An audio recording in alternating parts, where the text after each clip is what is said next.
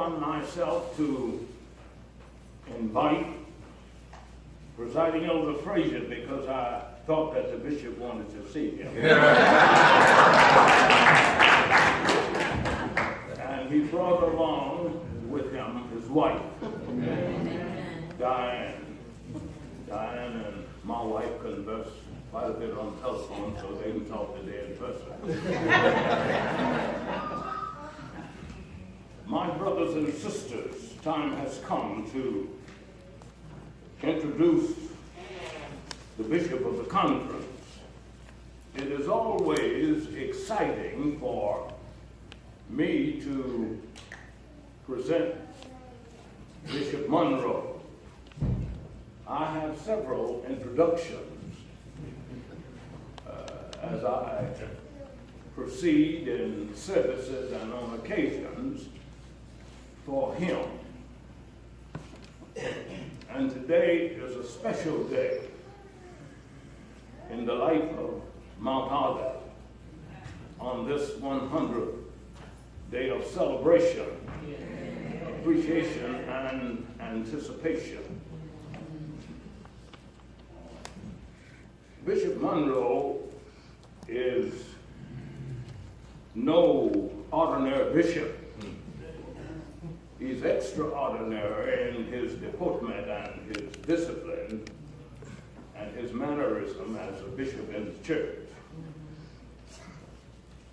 Responsibility walks hand in hand with capacity and power. And I think you need to know this. These words are descriptive of Bishop Monroe. In the African Methodist Episcopal Zion Church, his responsibility is great. Believe it or not, it is great. But he has capacity equal to his duties. His power is that of influence and leadership. As he supervises the work of Zion, he leads, but he never drives. I've never seen him drive any of us. He's always cool, calm, and he's collected. He inspires, but he never demands. His mere presence, when he stands, his mere presence reflects all of these kind and considerate ways he has of presenting himself. He inspires us, but he never demands.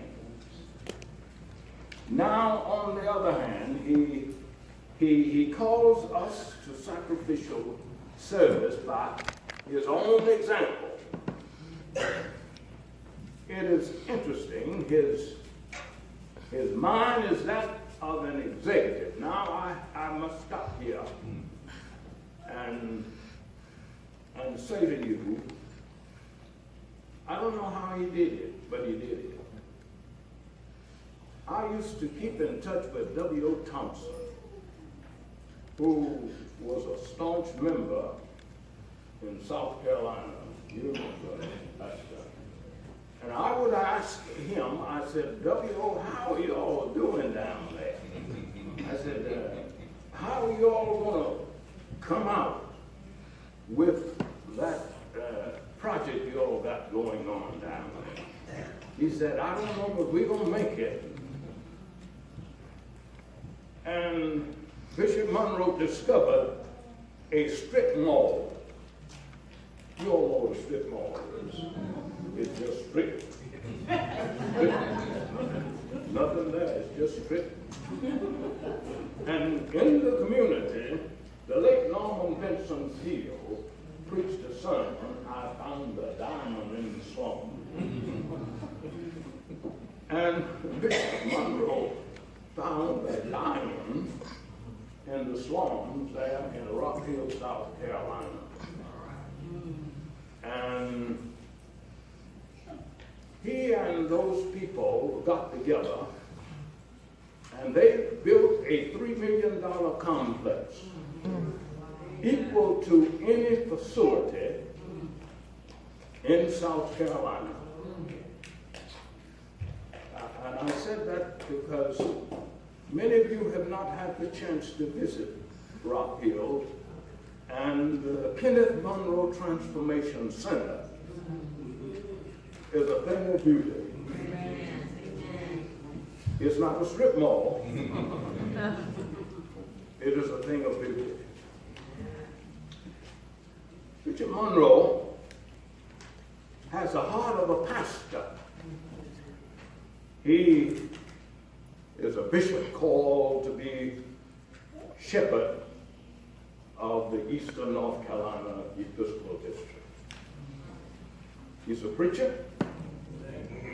He's a teacher. He's a churchman. He's a statesman. And he's a humanitarian. It is my covenant privilege and honor to present to you at this time, after the choir shall sing a selection before he preaches.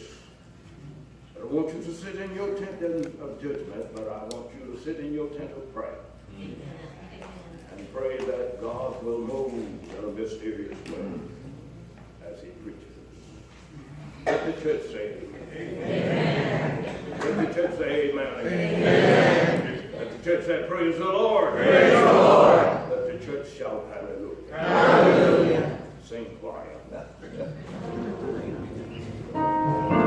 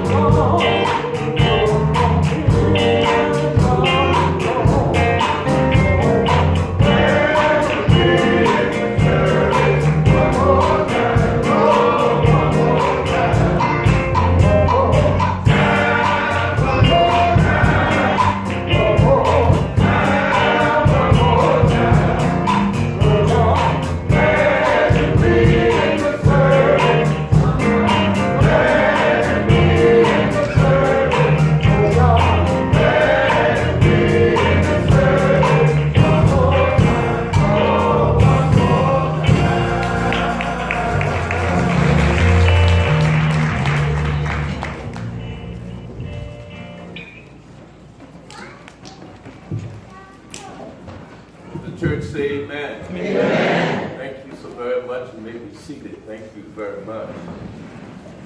Amen. Is everybody all right this afternoon? Amen. Y'all living right? I'm not answer that. We're grateful to God, to Dr. Miller. I want a copy of that introduction. Amen. And use that to remind me how good I should be. Amen. We are grateful to Dr. Miller. We've known him a long time. I was just, when I wrote up this morning, I said to my administrative assistant, it's been over 40 years since I've been to Mount Olive. Gosh. I was a student at Duke University, and I came and I sat just about right in there. Reverend L.P. Perry was the pastor.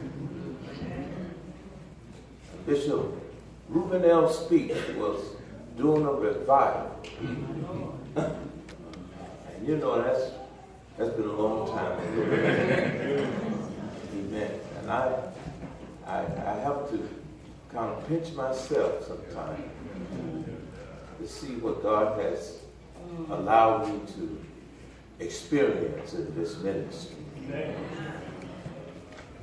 Mount Olive has always been a tremendous congregation. Pastor Dr. Broadnax, we're grateful to him for the invitation to come. I've known Dr. Broadnax since the days he served as presiding elder in the Arkansas Conference. You know, that's been a long time ago with Bishop Fisher. And we are grateful for his ministry. For the Reverend Lawrence Turner, son of this church, he and I started out preaching at the same time. I was young. He was a little older. Matter of fact, Linda and I were in school together.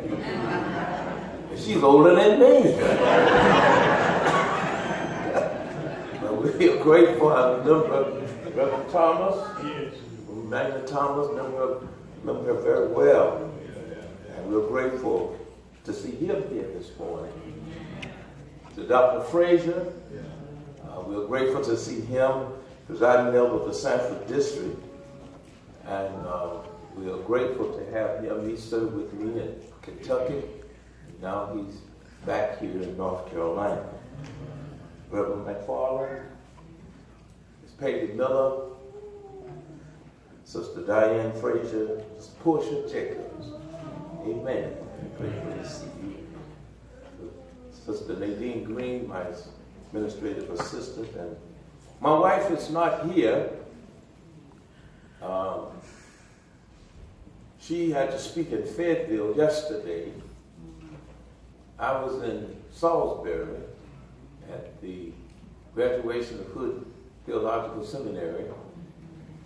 And I decided not to drive all the way back to Shannon. Y'all know where Shannon is? I missed it if you don't know. I decided to drive from Salisbury back here so I could be here this morning. And I leave this afternoon going to Hartford, Connecticut. So y'all pray for me. I'm turning out to be a nomad or circuit ride or something. But we're grateful. I've got to be home Wednesday. Because Wednesday, my wife and I celebrate 42 years of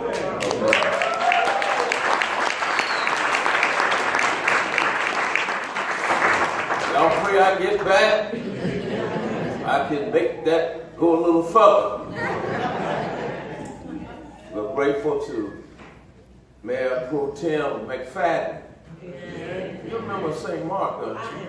Yeah, you one of us. Yes, sir. Grateful to have you here this morning. And to Sheriff Andrew, I've seen you here in our services before. Yes, sir. Yeah, and I appreciate you coming. So we know we're safe now. God is with us. And the sheriff is with us. Amen. We're grateful to the young man, Jonathan. God bless you, young man. You're going to the University of North Carolina, Wilmington.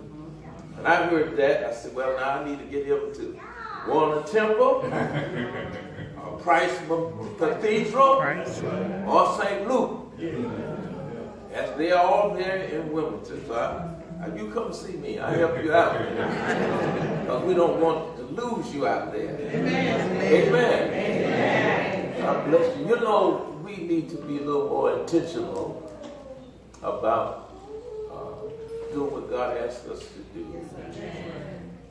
More so than anything is to make disciples. And we can't make disciples unless we receive them and teach them. That's how we have made it. But we're grateful to God for this day. 100 years. I was here 44 years ago, and I heard that the lady who gave us the Bibles, she was here 40 years. Guess that's how old you are. Bless you. But we're grateful. I said, I've been married for 42 years. I just thought I must have married when I was a child.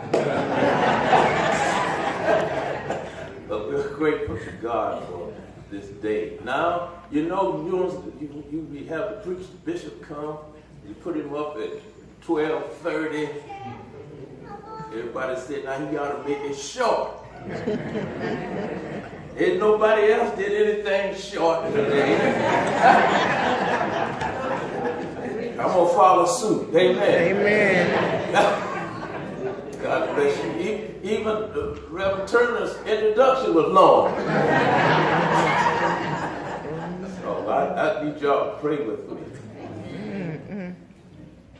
Please know that I applaud the efforts to do ministry this congregation has sought to do for the past 100 years.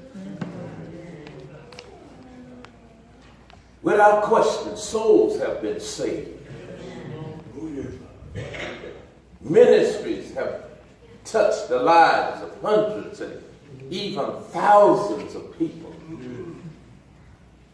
And God has been glorified. And the people have been edified. You can hear that all through this today. I can recall pastors like E.H. Whitley, E.S. Hodge, L.P. Perry, Reverend McLean, Mary Jernigan Turner, Corey Little, George Miller, Kareem Curry. I took him from here and sent him here.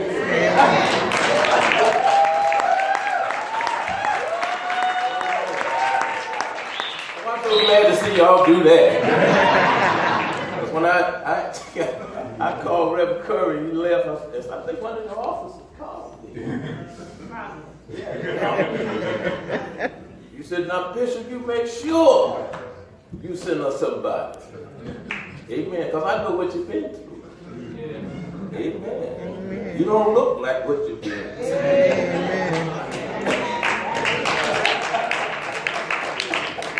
But I know what you've been through.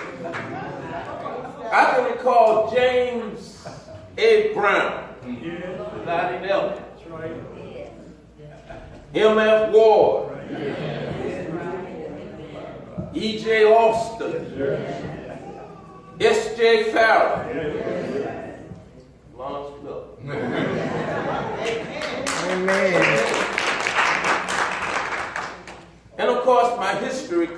the names of W.A. Stewart, Bishop, William Alexander Hilliard, James W. Wachter, John H. Miller, Herman Anderson, George E. Battle, Richard K. Thompson, James McCoy,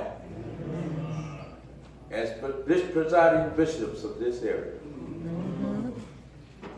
But yet after 100 years, people have changed. This city has changed. I was telling my administrative assistant that when I was here, I could go a place. I used to live on Urban Road. There used to be some partners there, right across from the university. And they gone. They gone. It's condos. It's wiped out. It's completely different. The freeway didn't go no farther than Chapel Hills Street. And now you go all the place. I come to Durham now, I get lost. Thank God for GPS. Amen. But as we celebrate our existence for the past 100 years, where is our place in Durham? Will we have an effective ministry in the next 25, 50, 100 years? Or will we become, as so many other congregations, dying on the vine? Are the people of God, or the people of Mount Olive, or the people of the A.M. Zion Church still being commissioned to make disciples? Or have we been compromised? My brothers and sisters, I have concluded that if the church is to serve this present age, as well as the age to come, she must continuously find herself in a construction mode. Listen to this text. And again, I tell you that if two of you on earth agree about anything you ask for, it will be done for you by my Father in heaven. For where two or three come together in my name, there I am with you. I need you to think with me from the subject, the church under construction. A few years ago, my son and his family came to spend a few days with us in Shannon, North Carolina. Y'all gonna know that after the day. And of course, whenever the grandchildren are around, my wife and I are extremely excited and overjoyed to have them in our home. So my grandchildren, all 8 of them, live in Kansas City, Missouri. So we don't see them that often.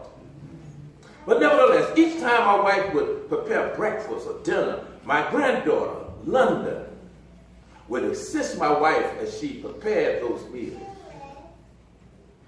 Well, my wife would give London some small chores to perform at each meal, whether it was setting the table, placing the napkins on the table, getting the eggs or the bacon from the refrigerator, or mixing the ingredients for rub to prepare the meat for the grill. One time, my wife gave London a chore to perform, and before she was able to completely tell her what to do, my wife was distracted and found herself involved in conversation with someone else, leaving London alone, not knowing what to do about the chore she was given. Well, frustrated and annoyed that she had been left alone, London cries out, "Someone please come! I need some construction."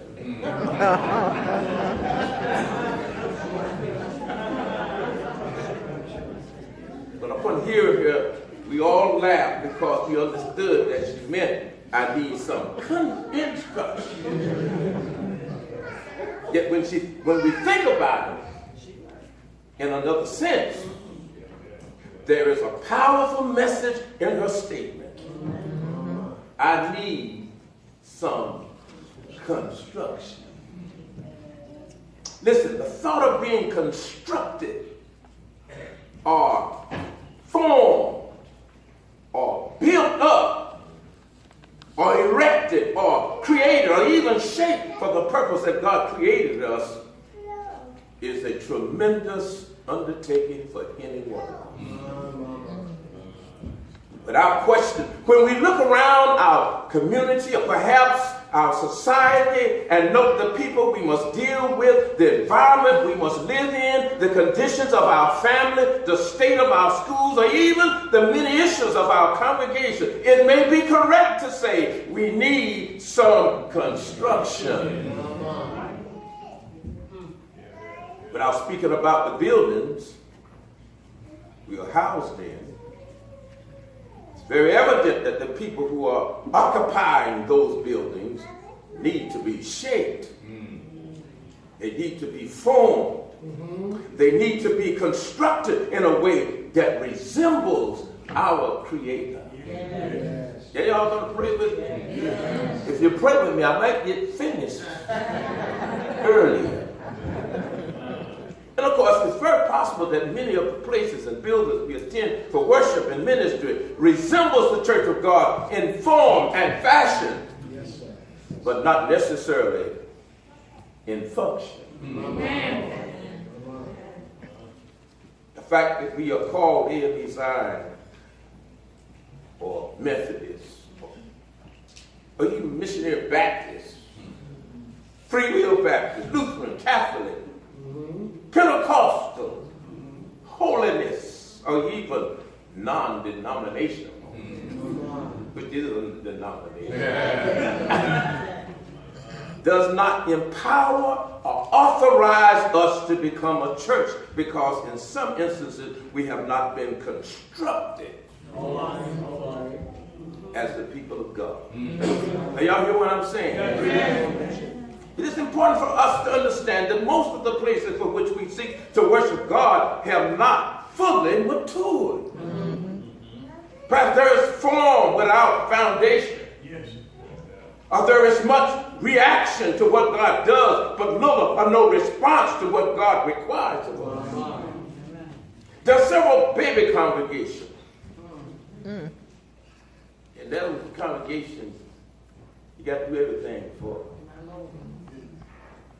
There are adolescent congregations.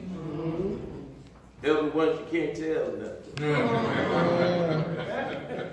All right. And I'm sure most of us realize that the church of God can never evolve from a building. Yet we have sought to build houses of worship which have lasted for years, but we have been negligent about building the people of God that God has called us to do. Yes, sir. Yes, sir. Yes, sir. The buildings we worship and do ministry in are just symbols of the real household of faith. Faithful people build buildings, but buildings cannot make faithful people. Amen. Y'all hear what I'm saying? Amen.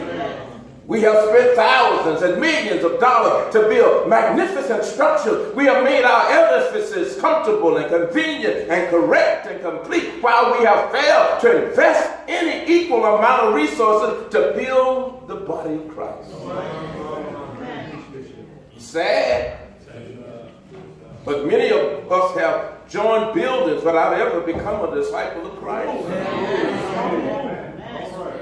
Without doubt, we have connected ourselves to structures, to systems, to denominations, or even non-denominations, or even to crowds, to clubs, to congregations, which have resembled the church of God. Yet many of us have not connected ourselves to the real church, but even of God.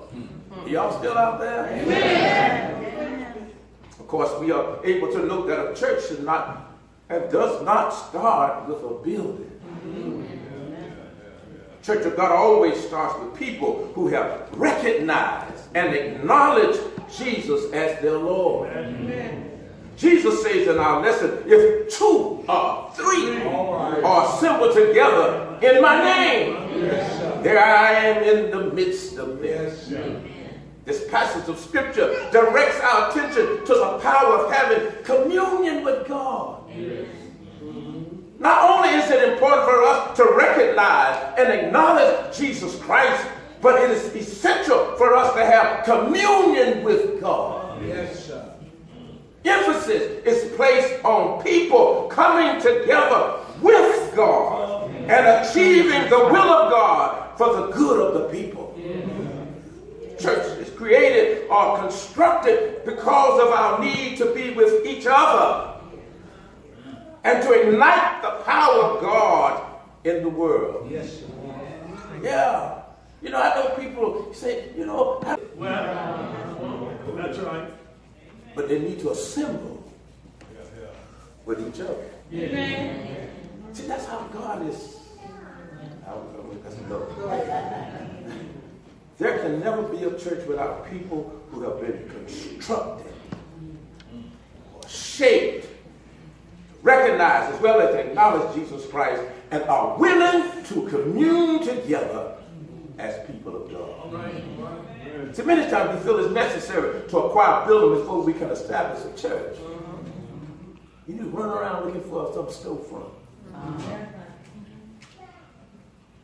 Why can't we just go to the house? Help me somebody. Amen. Yet a building may never become the church unless the people who occupy the building seek to become a spiritual being. See, the Apostle Peter clearly points out that we are living stones. That's right. Conversely, stones do not have life in them. Listen, brother. Miraculously, we are constructed into a spiritual stone with a connection to God. The church is a condition for which people that recognize and acknowledge Jesus Christ commune to make up a spiritual building.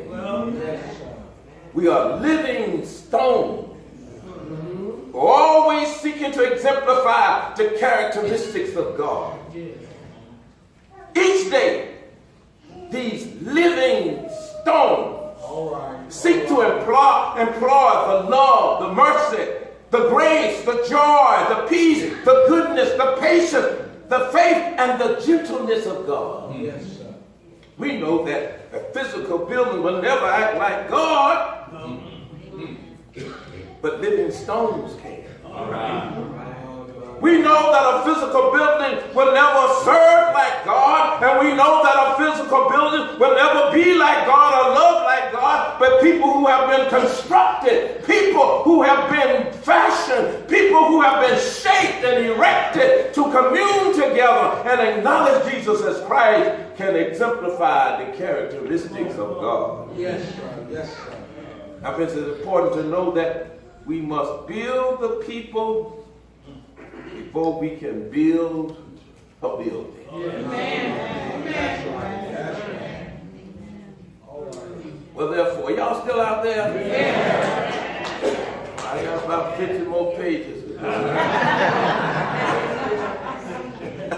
Take your time. We're going to eat after we get through, right? We're going to eat. That's right. You can't have an anniversary and have no food. Therefore, it's proper for us to understand that the church is under construction as she continues to be, listen to this, a praying community of people. Of course, the church is not just made up of just steel, brick, mortar, or just a crowd of people, but a community of people who are serious about changing into the likeness of Jesus Christ. See, the church is composed of people who are earnest about doing things God's way. The church involves a community of people who are spiritual and are enthusiastic about their walk with the Lord. More importantly, the church is composed of a community of people who believe in God and themselves and are willing to practice the art of prayer to achieve the will of God in the life of their community. Yes, sir. Yes, sir. Yes, sir. You know, you have a church that don't pray. Watchman Nee says this. He says, prayer is the believer speaking the will of God in the world. If we are people who are out of communion with each other and with God, then what we do call prayer is only wishing for God to hear us and hear our petition. It's just like praying to a genie that doesn't exist. Help me somebody. It's almost impossible to be the church of God or the people of God or even the building of God and not be in communion with each other. Amen. Listen to the text. And again, I tell you that if two of you on earth agree about anything you ask for, it will be done for you by my Father in heaven. For where two or three come together in my name, there I am with them. Communion is essential for praying effectively. Jesus said, my house shall be called a house of prayer. Amen. If we are to be the church, we must be a people who commune with God through prayer. Amen. Yes, sir. Yes, sir. If we are to commune with God, we must be able to commune with each other. That's right. That's right. Don't think God don't hear you. And you don't get along with nobody. I'm concerned about the prayer life of the congregation. People don't even come to prayer meetings. Most of us do not take time to pray until we are in trouble. Or we or someone we love is seriously ill or about to die. Amen. And of course, prayer is nothing but wishful thinking when there is no faith in God. Amen. Many of us only pray 1 or 2 minutes when we do pray. Which only is about 30 minutes in a week's time. Help me somebody. Moreover, when we do pray, we do not listen long enough to hear from God. Unfortunately, what we call communion with God and communion with each other is only casual, conditional, and circumstantial company. Many of us do not commune enough with God to get a prayer through. I just like this lady right here with this camera. Come to me, ask me for $500. Can I have it? Think she gonna get it? First of all, I don't know her. I'm nice. And she don't know me. That's okay. It's just like praying. You a stranger asking you to give you something. Amen. Now it's possible that you can get it. But you can be assured you're going to get it if there is communion and a relationship. Amen. All right. All of our time is used up in an attempt to butter God up to get him to do us a favor. You know how we pray? Lord, you are a good God. So bless me with a better job, a better house, or even a solution to my problem. Lord, you are a great God. So enlarge my territory. Bless me, my wife, and my 2 children, us 4 and no more.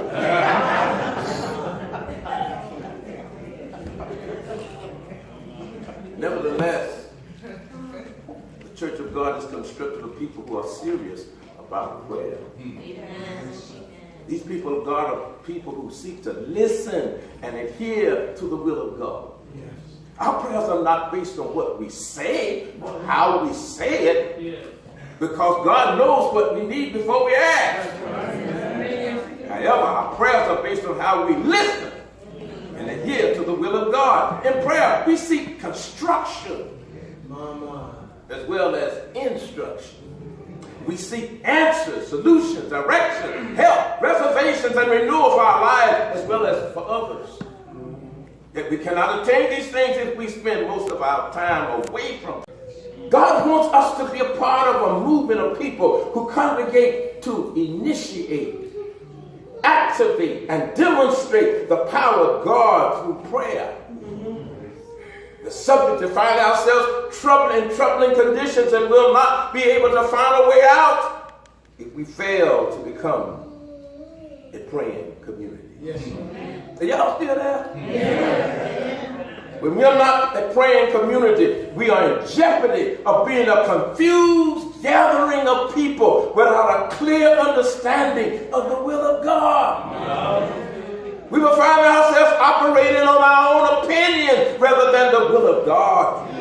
We will not, when we are not a praying community, we are in jeopardy of being a contrary crowd of people. You all ever been to a mean congregation? Y'all know what it's like? I hope you said no.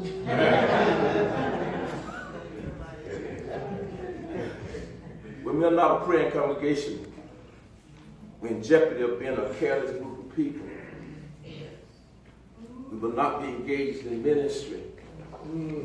The hurt, the pain, the discomfort, and the trouble of others will not concern us. When we are not a praying community, we are in jeopardy of being a cantankerous group of people. We will not experience the joy of the Lord. Neither will we enjoy the fellowship of believers. We will always be finding fault, seeing the worst in each other, always criticizing, always complaining, holding grudges. We will always be unforgiving. Did y'all hear what I'm saying? However, when the church is under construction, praying community is essential for its success. Someone should always be communing with God as well as with each other. It will not matter about the condition, the circumstances, the choices, or even the challenges we have to face. Someone should always be communing with God in prayer on our behalf. Everything is not going to always be smooth. But somebody should always be praying. Somebody will fall out with the pastor of the trustees of the steward, but somebody ought to be praying. There's no difference what's going on. Keep praying. Somebody said, somebody prayed for me. Had me on their mind. Took the time and prayed for me. And I'm so glad they prayed. I'm so glad they prayed for me. Y'all hear what I'm saying? But then secondly, not only is the church under construction when there is a praying community of people, but the church is under construction when the people of the congregation experience the presence of Christ. Our lesson states, 2 or 3 are gathered in my name. There I am in the midst of them. If God is not present in our congregation, or even in our communions, we are pitiful and powerless. There is no way possible to have a church or even be the church without the presence of Christ. Listen, when the people gather, God must be present. You cannot do anything without Him. If the choir shows up. The ushers are present. The preacher is in his place. The congregation is ready to worship and do ministry. But the Lord is not present. We just as well go home.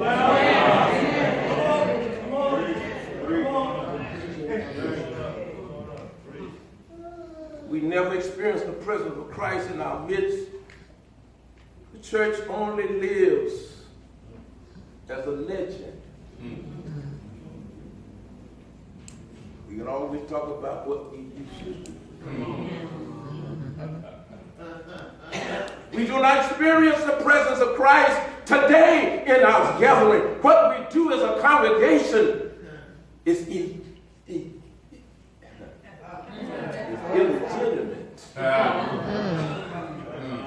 Y'all didn't hear that? We cannot be the church just accepting the stories of the past. No matter how wonderful the stories are.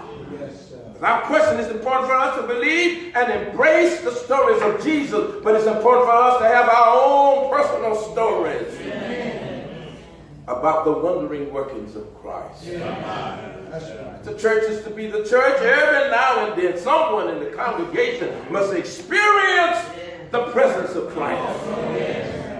Someone must be able and willing to say that Jesus is alive. He's well in this congregation. It's all right to talk about what Moses did and what David did and what Elijah did and what Jonah did and what Grandma did and Granddaddy did. But what about you today? What's your story?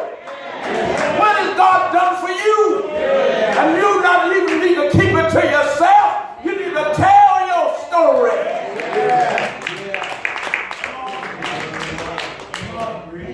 I experience the presence of Christ in our lives today. Anyone can tell us that God is dead, and we would believe it. Someone told us that Jesus is dead. How would we be able to defend it? There are congregations, communities, and cases where God is not present. It is as if God is dead. There are huge buildings, signs saying that we are the church, but they do not possess the presence of Christ. They are dead. There are homes which have not experienced the presence of Christ since their inception. They are dead. There are people inside church buildings doing church work and even doing the work of the church, but have never experienced the presence of Christ. They are dead.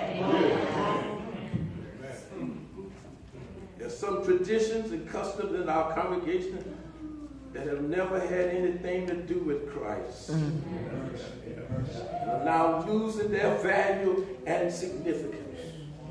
Actually, they're being dead. Yet there are people who are responding to the movement of God. They have experienced the presence of God every day. There are people who are being saved. People are being restored. People are being renewed.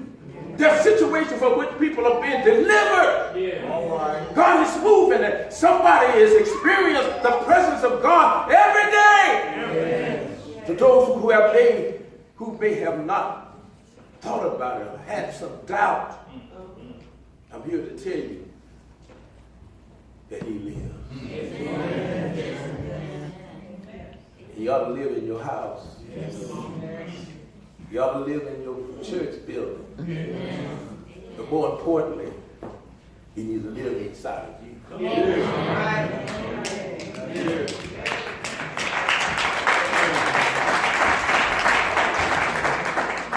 But then finally, if I've been up in an hour yet,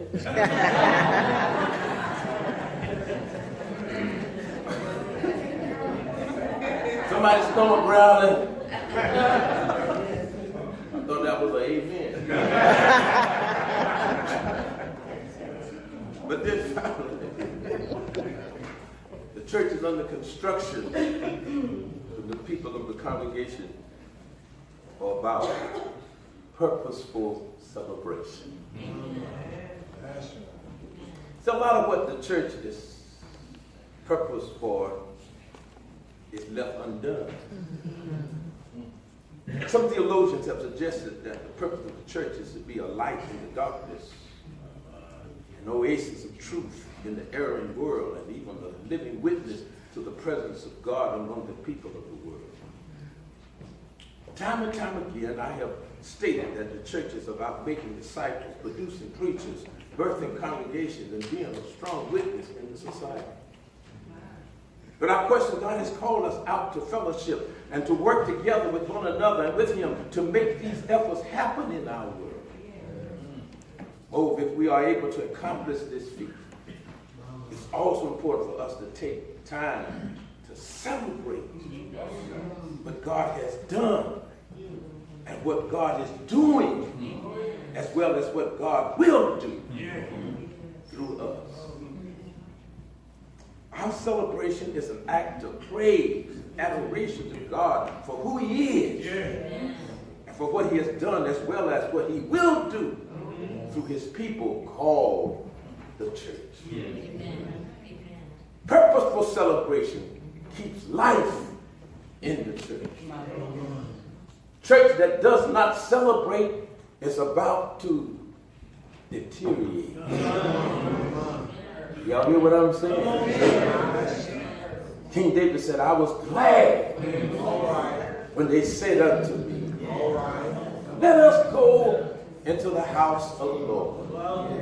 Upon review of this passage, I'm able to note that David was excited about coming together with God's people to celebrate God. It's evident to me that David realized that when people are God's people come together for a celebration, something wonderful will happen. Amen. There's a great purpose for God's people to come to celebrate. David realized that God would be there. Yes, He got to be there. And that God would reveal unto them something special. When we come together for celebration, touching and agreeing, Yes, sir. our celebration has great purpose. Every time we celebrate together, God reveals to us a part of His plan and a part of His will. Yes, sir. Every time God's plan and will is revealed unto us, it's necessary, it's essential, it's absolutely necessary for us to respond with praise and thanksgiving. It's a celebration of our life with one another and with God. Oh, can't you just recall times when we were going through difficulty, but we were together. And God brought us through. You remember the time when you were sick and the church prayed for you. It's time for celebration. Somebody ought to say something. Somebody ought to wave their hands. Somebody ought to stomp their feet. Somebody ought to say amen. Just to let the world know that I'm glad God brought me. There should never be a question about the purpose of our gathering for celebration. We are here today to praise the Lord for 100 years of ministry. We have not come to a classroom, even though we will learn something. We have not come to a funeral to mourn the dead, because Jesus is yet alive. We have not come to find someone to lick our wounds and feel sorry for us, because Jesus is the center of the attraction and not us. It's not about us. It's about God and what God has done and what God will do. Our purpose this day is to celebrate the goodness as well as the person of Jesus Christ. He's worthy to be praised. People who praise the Lord live nearest to the light of true worship and are the first to view the dawn of hope to end the night of dark despair. There is no great distance between praise and deliverance. Listen, praise parks us within the sight of the gate of the celebration of true worship and consistently lead us into a new experience with the Lord. King David said, oh, that men would praise the Lord for his goodness, for his wonderful works to the children of men. Bless the Lord, oh my soul, and all that is within me. Bless his holy name. Bless the Lord, oh my soul, and forget not all his benefits, who forgives all our iniquities, who heals all our diseases, who redeems our lives from destruction, who crowns us with loving kindness and tender mercy, who satisfies us with good things. Purposeful celebration is infectious. Someone said it moves from heart to heart and from breast to breast.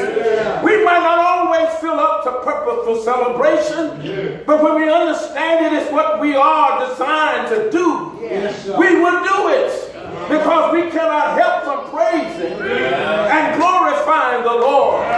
Somebody said, praise is what I do.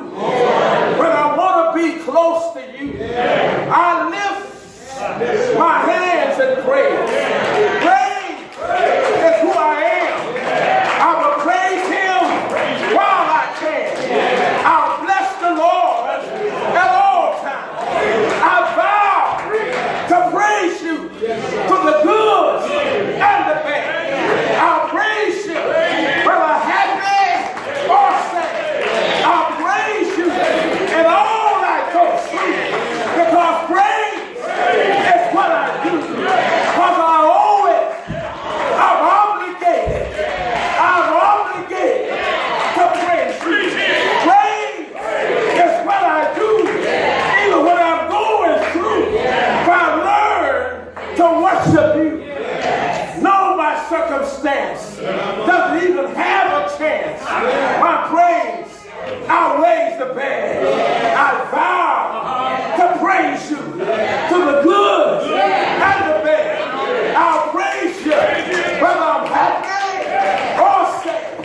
I'll praise you in all I go through. For praise is what I do. Purposeful celebration. The church under construction.